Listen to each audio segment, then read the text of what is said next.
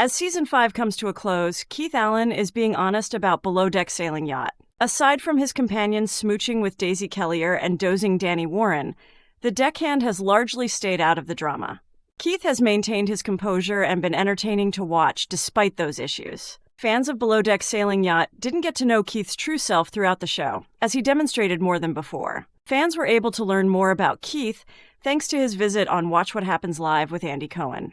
We honestly fell in love with Keith after he spilled some tea without holding back. Keith handed Andy all the dirt from the Below Deck Sailing Yacht.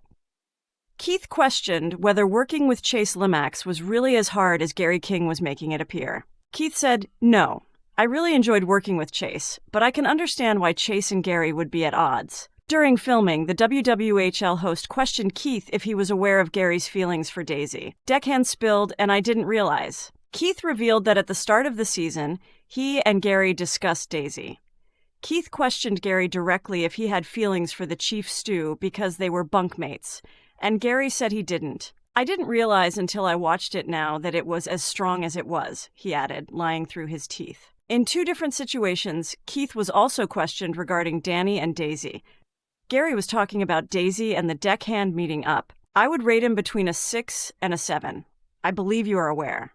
But in the end, I believe we accomplished our goals, we got to know one another, and we had a fantastic season together," Keith said. After Andy made light of Keith's response, Keith acknowledged that he and Daisy had plans for after the season.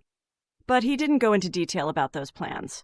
Danny's outburst regarding Daisy consuming more than 2 drinks on her night out with Detox and friends was also addressed by Keith.